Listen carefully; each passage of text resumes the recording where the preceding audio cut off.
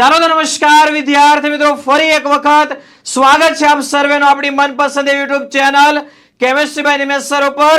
અને આજના સેશનની અંદર વિદ્યાર્થી મિત્રો તમારી બોર્ડ પરીક્ષા 2024 માટે જેવી રીતે તમને કેમિસ્ટ્રી, ફિઝિક્સ, બાયોલોજી દરેક વિષયની અંદર પૂરેપૂરો સપોર્ટ મળ્યો છે.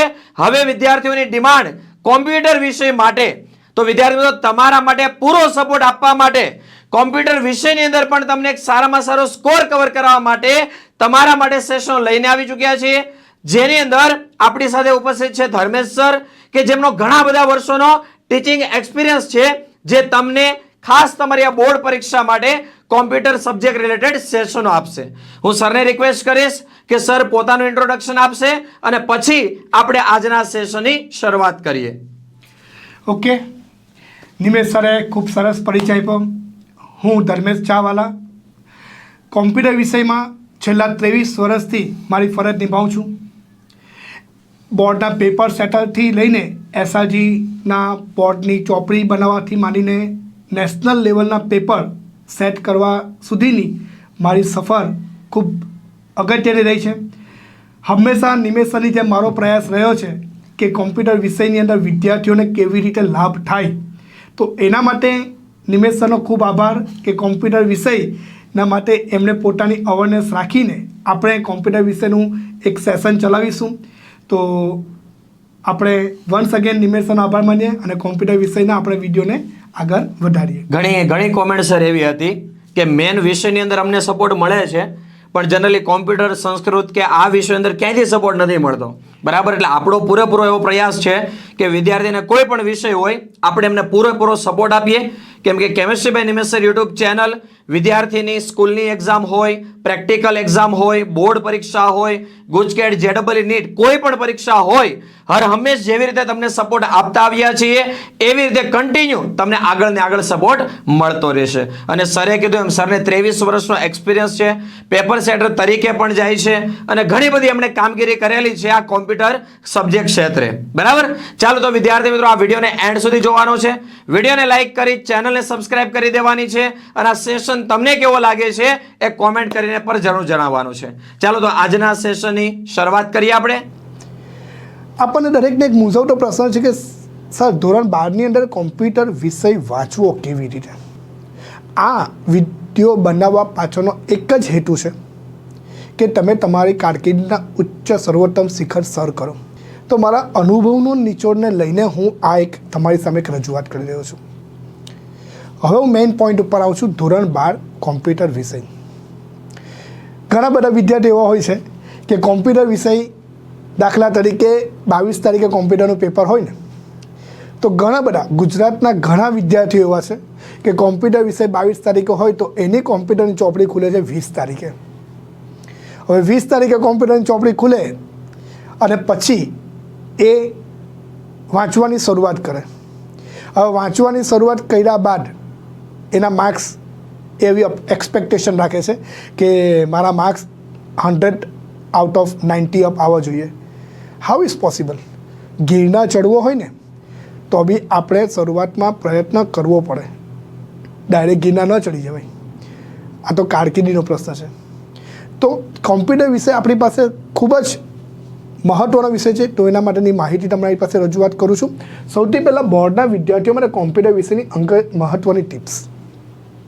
સેકન્ડ, તમે જોઈ શકશો કે ધોરણ 12માં કોમ્પ્યુટરની પરીક્ષા માટે તૈયારી અંગેના અગત્યના મુદ્દા. આપણે આ વિડીયોને કઈ વસ્તુ આવરી લેવાના છે તે તમે જુઓ. સૌથી પહેલું છે પાઠ્યપુસ્તકનું મહત્ત્વ પ્રકરણ પ્રમાણે. આ સૌથી ઇમ્પોર્ટન્ટ છે વિદ્યાર્થી મિત્રો. પાઠ્યપુસ્તકની બહારનું કોમ્પ્યુટર વિષયની અંદર પૂછાતું જ નથી. સેકન્ડ થિંગ, હું આજે જે આ મહત્ત્વની માહિતી આપી રહ્યો છું ને તેને બહુ જ ધ્યાનથી તમે નોટ કરજો. સામાન્ય પ્રવાહના વિદ્યાર્થી હોય એને એકાઉન્ટ, સ્ટેટ, ઇકો, BA એ વિષય લખવાના હોય છે.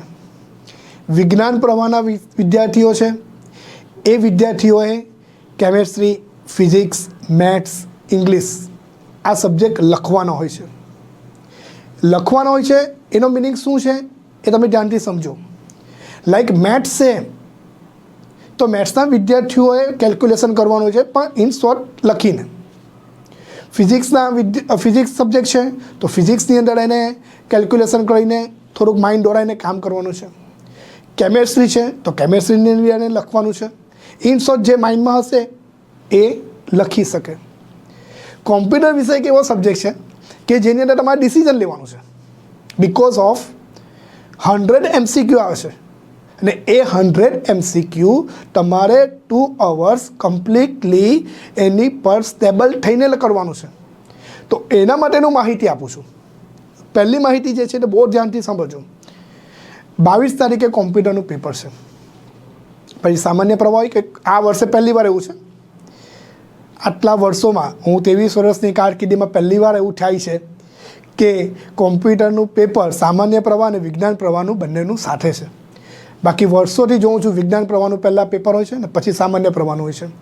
આ વર્ષ એક એવું છે કે જેમાં વિજ્ઞાન પ્રવાહનું પેપર અને સામાન્ય પ્રવાહનું પેપર બંને એક સાથે છે.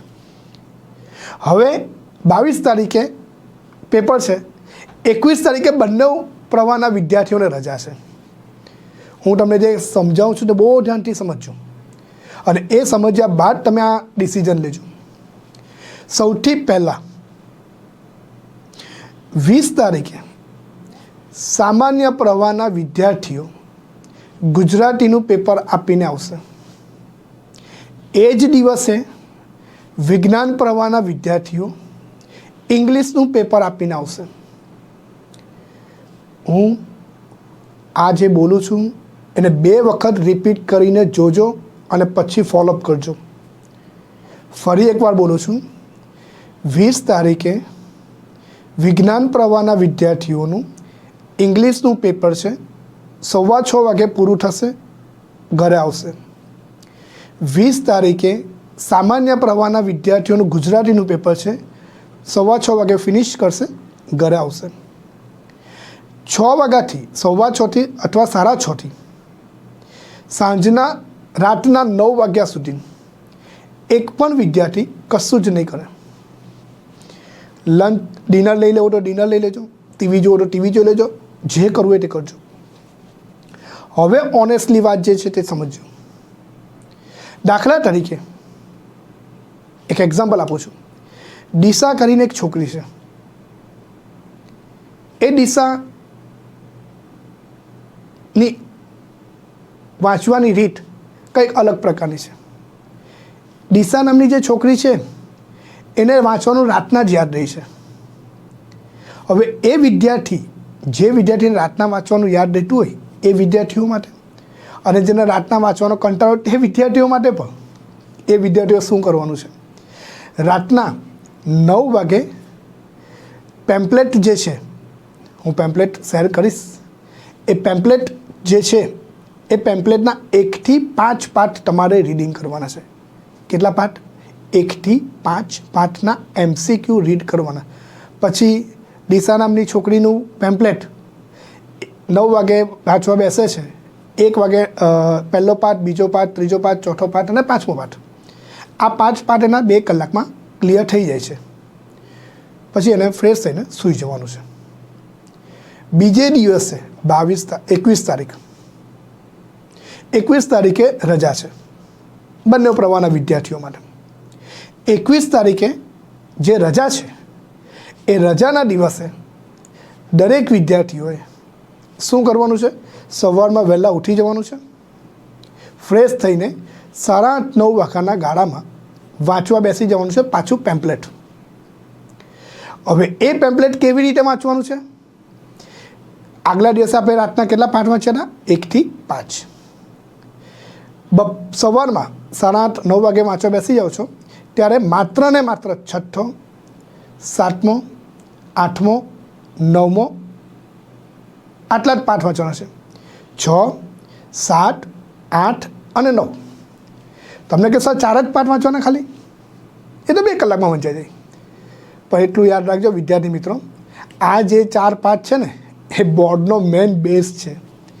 6ઠ્ઠા પાઠમાંથી, 7મા પાઠમાંથી 8મો પાઠ સૌથી કોમ્પ્લિકેટેડ પાઠ છે. 7મા પાઠમાંથી 10 MCQ નીકળે, 8મા પાઠમાંથી 10 MCQ નીકળે, 9મા પાઠમાંથી 10 MCQ નીકળે. કેટલા માર્ક્સ થયા? 30 માર્ક. બોર્ડના 30% માર્ક્સ આ 3 પાર્ટમાંથી જ નીકળે, 7મો, 8મો અને 9મો. એટલા માટે મેં બીજે દિવસે વાંચવાનું કીધું. હવે દિશા કરીને જે છોકરી છે એને એમ થાય છે કે મને તો 7મો, 8મો પાઠ ને 9મો પાઠમાં આવડતો નથી, તો કશું ટેન્શન નથી લેવાનું. એ છોકરીએ એક વખત તો MCQ રીડ કરી લેવાના છે. MCQ રીડ થઈ ગયા બાદ 6, 7, 8 ને 9 4 પાર્ટ એને રીડિંગ કરી દીધા બાદ બપોરે લંચ લઈ લીધો, થોડીક વાર રિલેક્સ થઈ ગયા. બપોરે 2 વાગે પાછું એણે વાંચવા બેસવાનું છે 10મો પાઠ, 11મો પાઠ, 12મો પાઠ અને 13મો પાઠ.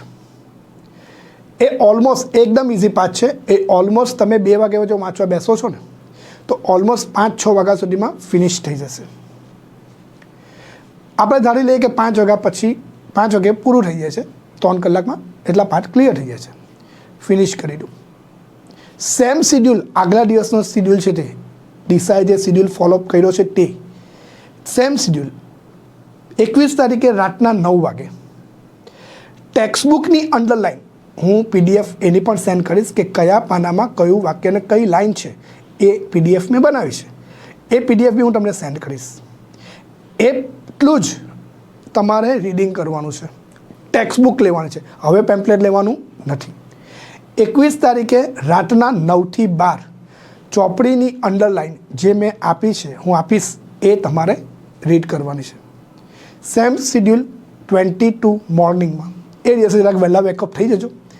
બોર્ડની એક્ઝામ છે છેલ્લી, કારણ કે છેલ્લી પરીક્ષા હોય એટલે ઘણા વિદ્યાર્થીને એવું હોય છેલ્લું જ પેપર છે ને લડી લેશું. એટલું યાદ રાખજો કે છેલ્લું જ અભિમન્યુને આગળના બધા જ કોઠા પાર છે, પણ છેલ્લો જ કોઠો પાર નહીં થયો હતો. એમ આપણા માટે બી આ છેલ્લો જ કોઠો છે, એ માટે આપણે પાર થવાનું છે. અભિમન્યુની જેમ ચક્રવ્યૂહમાં ફસાઈ નથી જવાનું. એને બધા જ લેવલ ક્રોસ કરી ગયા હતા. તમે બી chemistry, physics, maths, English, bio બધા ક્રોસ કરી જશો, કોમ્પ્યુટર તમને મટાવશે. એનું એક જીવતું જાગતું ઉદાહરણ આપું છું. મારી એક ભૂતપૂર્વ વિદ્યાર્થી હતી, A1માં આવનારી વિદ્યાર્થી હતી.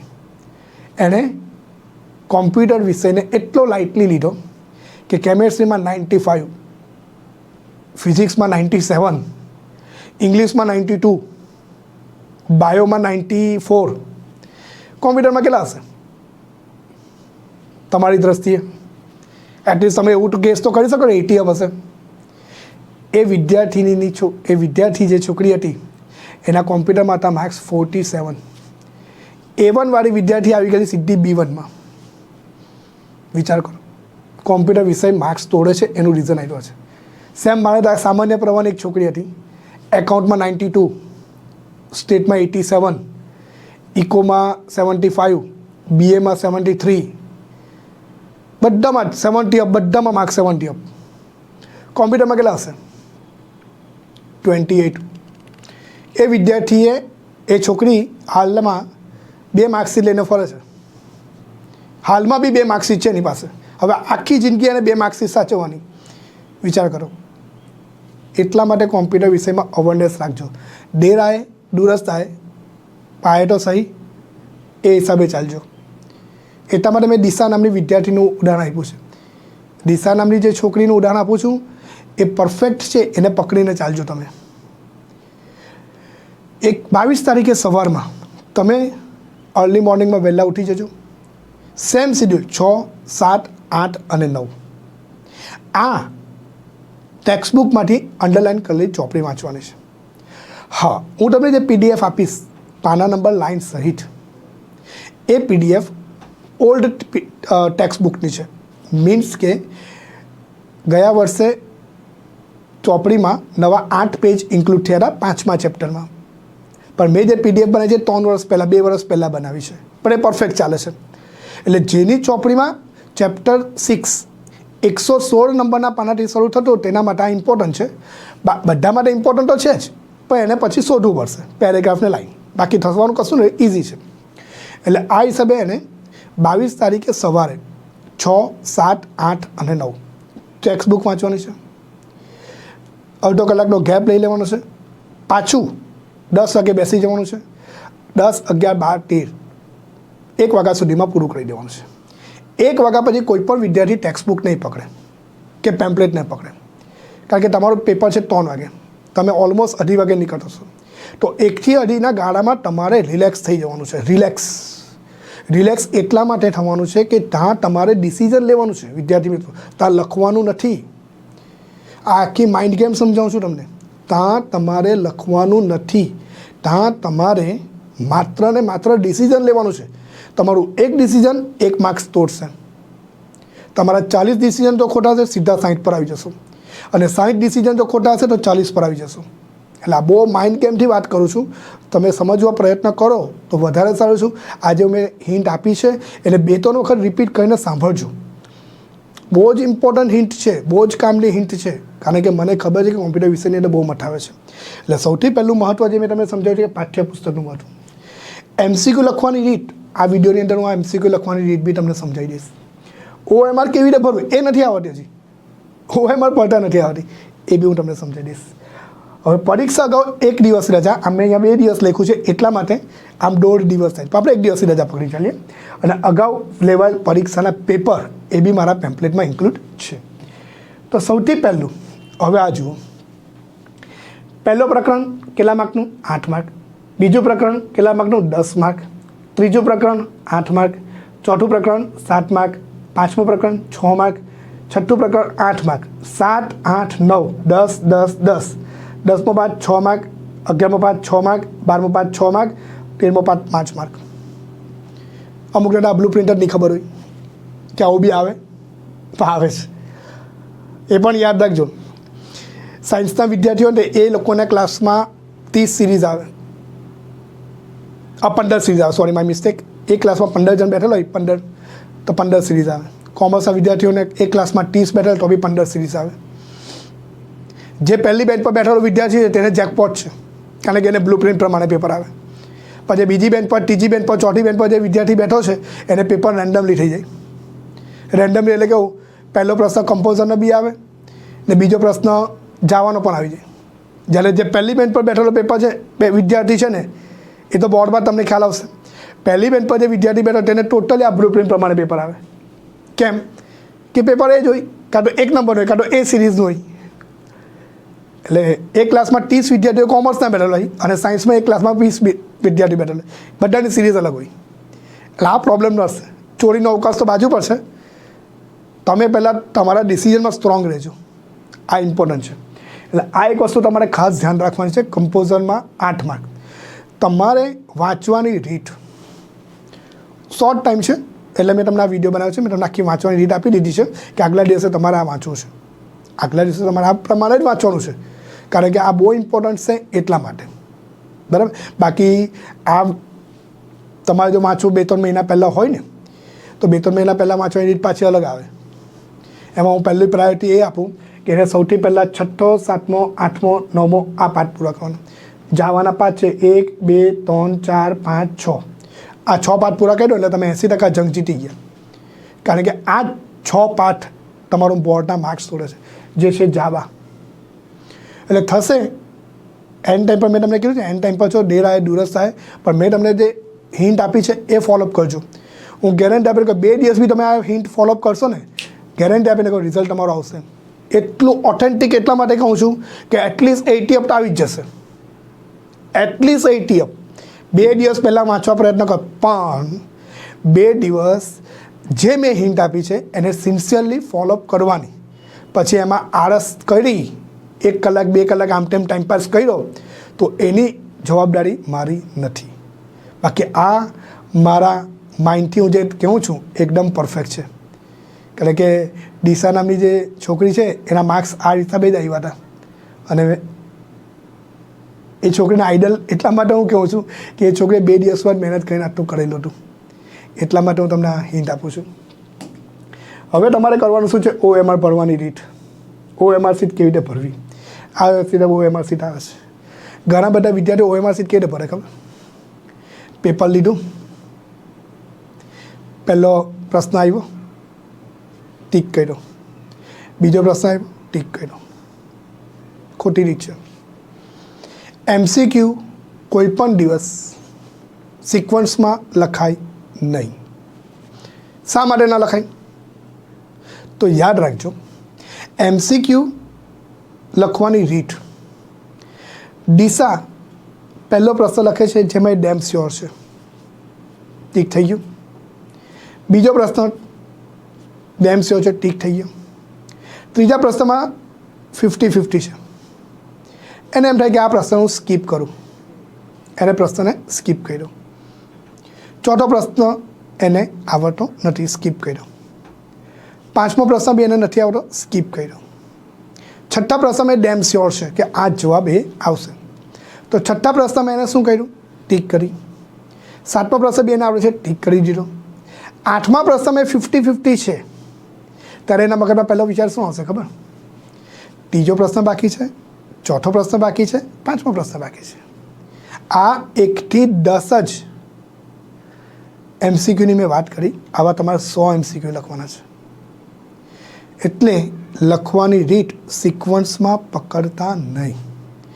કેવી રીતે લખવાનું છે બહુ ધ્યાનથી સમજો. બોર્ડની અંદર MCQ આવે એટલે OMR શીટ આવે, તો OMR શીટની અંદર જે બેઝિક વિગત ફિલઅપ કરવાની છે તે ફિલઅપ કરી દો. પેપર લઈ લો, સીલ માર્યો, સીલ તોડી નાખો પેપરનું, અને પેપરનું સીલ તોડ્યા બાદ 2.25 કલાકનું પેપર હોય, 3 વાગ્યાથી શરૂ થશે 5:15 સુધી. 3 વાગ્યાથી 3:15 ગાળામાં OMR શીટ ફિલઅપ થઈ ગઈ.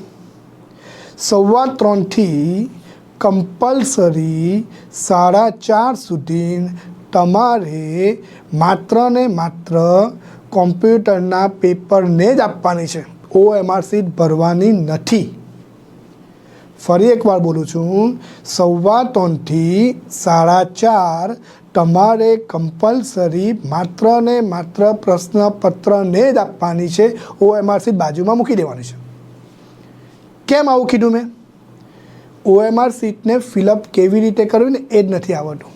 ઘણા બધા વિદ્યાર્થીઓ OMR શીટ આ જે છે OMR શીટ એમાં 12થી રાઉન્ડ કરે, બહાર જશે ને તો માર્ક કપાઈ જશે. તમારે અંદરથી બહાર આવવાનું છે, અંદરથી બહાર, આમામ નથી આવવાનું, આમામ આવવાનું છે. આ યાદ રાખજો, અંદરથી બહાર આવવાનું છે. જેથી બેનિફિટ શું મળશે? અંદરથી બહાર આવશો ને તો બેનિફિટ તમને એ મળશે કે તમારું રાઉન્ડ સર્કલની બહાર જશે નહીં. જો તમે આડેધડ સર્કલ કર્યા અને સાચું હશે તો માર્ક્સ તમારો કપાશે. હવે OMR શીટ 4:30 વાગ્યા સુધી એને OMR શીટ પેપરને આપી છે. હવે 4:30 સુધી એને પેપરને આપી છે, તો એ વિદ્યાર્થીએ પેપરમાં નાના ડોટ કરી દેવાના. કદાચ કોઈ સુપરવાઇઝર એવું હોય કે જે પેપરમાં તમને ટીક કરવાની પરમિશન ન આપે, પણ એવો કોઈ રૂલ્સ નથી કે પેપરમાં ટીક ન થાય, કોઈ પરિપત્રમાં એવું છે નહીં. પણ આપણે પોતાની જવાબદારી સમજીને પેપરમાં નાની ડોટ કરી દેવાની. પછી થોડાક નાના છોકરા બની જવાનું, 4:30 પછી સ્કેલ લઈ લેવાની અને OMR શીટને ધીમે ફિલઅપ કરતા નીચે જવાનું. કારણ કે આમાં શું થાય છે ખબર? મારા એક છોકરાને એવું થયું હતું, એટલો ગંભીર પ્રશ્ન થયો હતો, એ તો ટ્યુશન લેવલમાં થયો હતો, એટલે પ્રોબ્લેમ સોલ્વ થયો. માની લો કે બોર્ડમાં થતે તો રેન્કર છોકરો, સાયન્સનો જ વિદ્યાર્થી, રેન્કર, કોમ્પ્યુટરમાં બી 95-97 લઈને આવે. મેં મારા ટ્યુશનમાં એની એક્ઝામ લીધી તો એને શું કહ્યું ખબર? 30મા સવાલનો જવાબ 29માં લખી દીધો. આટલી જ ભૂલ. 30મા સવાલનો જવાબ 29માં લખી દીધો. પછી એને ખબર પડી કે એક સવાલ ઓછો થાય છે, 100મો જવાબ આવ્યો 99 પર, તો 100મો લખવો ક્યાં? 100 સવાલો થઈ ગયા, આવ્યો 99 પર, એક સવાલ ક્યાં ગયો? એટલે સારું કે ચાલો ટ્યુશન હતું એટલે કે એને મેં એક OMR શીટ આપી દીધી. બોર્ડવાળો OMR શીટ ન આપે. આ બોર્ડવાળો OMR શીટ ન આપે એટલે પ્રોબ્લેમ શું થાય? બોર્ડવાળો OMR શીટ ન આપે શું થાય? એક સવાલનો જે છેલ્લે ઉડીને છેડો આવે ને એ સૌથી મોટો નડે. બહુ ગંભીર પ્રશ્ન છે, તમને હસવું આવશે પણ બહુ મોટો ગંભીર પ્રશ્ન છે. એટલે તમે થોડુંક રિલેક્શન, હું તમને સ્ટ્રેસમાંથી બહાર કાઢવા પ્રયત્ન, હું ગભરાવતો નથી. કારણ કે તમે ઘણા વિદ્યાર્થીઓ કહો સર તો ગભરાવતો નહીં, નાની વસ્તુને તમે જો ફિલઅપ કરશો ને તો 80 તો આરામથી આવી જશે, આરામથી આવી જાય. આટલા વર્ષોથી હું ભણાવું છું, મારા ઘણા વિદ્યાર્થીઓને 80 આવ્યા છે, આવે જ છે ને આવશે જ, ડેમ શ્યોર. પણ આ ફોલોઅપ કરજો. ઓકે. સેકન્ડ, નેક્સ્ટ આપણને ખબર છે આ ટાઈમ ટેબલ છે, જોઈ લો. 20 તારીખે ઇંગ્લિશનું પેપર, 21 તારીખમાં શું કરવાનું છે આખો શેડ્યુલ મેં તમને સમજાવી દીધો છે. આ કમ્પ્લીટલી ફોલોઅપ કરજો. એના પછી આવે છે પરીક્ષા દરમિયાન રજાનો સદુપયોગ, જે મેં તમને સમજાવ્યું. આ હું છું, એટલે કે આ પાછું નવું પ્રાણી કોણ આવ્યું એવું નથી, આ હું છું. રજાનો ઉપયોગ સદુપયોગ કેવી રીતે કરવાનો મેં તમને સમજાવ્યો છે. હું હજી આના 2-3 વિડીયો બનાવીશ. OMR શીટના ક્વેશ્ચન બી હું તમને સમજાવું. 6ઠા 5, 7મા જે મેન ક્વેશ્ચન આગળના વર્ષોના પૂછાઈ ગયા છે ને એ બી હું તમને સમજાવીશ. નવા 2-3 વિડીયો તમને બનાવીને આપવા છે મારે, જેનાથી તમારું રિઝલ્ટ સારું સુધરે. આજે તો ખાલી મેં ઇન્ટ્રોડક્શન જ આપ્યું છે કેવી રીતે કરવું. આવતીકાલે પાછો એક નવો વિડીયો બનાવીશ. એ વિડીયોની અંદર તમે જોજો કે કેવી રીતે સર સમજાવે છે, કયા પાર્ટને કયા ક્વેશ્ચનને પહેલું પ્રાધાન્ય આપવું એ હું તમને સમજાવીશ. ને પછી ધીમે ધીમે આપણે આગળ વધીશું. પછી આપણને ખબર જ છે. Thank you. આ મારો ફાઇનલ આખો વિડીયો મેં તમને કમ્પ્લીટલી સમજાવ્યો છે. તમે આ વિડીયોને ધ્યાનથી જોજો. કેવી રીતે રીડિંગ કરવાનું છે, ક્યાંથી રીડિંગ કરવાનું છે, ધ્યાનથી સાંભળજો. નહીં સમજણ પડે તો એની ટાઈમ કોન્ટેક્ટ કરી શકો છો. પણ ખાસ ધ્યાન રાખજો, બોર્ડની પરીક્ષામાં કોમ્પ્યુટર વિષયનું મહત્ત્વ ખૂબ જ છે અને એને મહત્ત્વ આપજો. મેં દિશા નામની વિદ્યાર્થીનું ઉદાહરણ આપ્યું છે. એ વિદ્યાર્થીનું ઉદાહરણ એટલા માટે છે કે એ વિદ્યાર્થી આજે પોતાનું એક ગોલ આગળ લઈને ચાલે છે, જેને હું એક વિદ્યાર્થીના આઈડલ ક્યારે માનતા હોય એનું રીઝન બહુ અલગ છે, જેના માટે મેં આ પ્રયત્ન કર્યો છે. કારણ કે ખાસ તમે આ સમજજો. જો તમારી લાઈફની અંદર આગળ આવવું હશે તો તમે આ વિડીયોને બહુ ધ્યાનથી સાંભળજો અને જોવા પ્રયત્ન કરજો. ઓકે, અસ્તુ.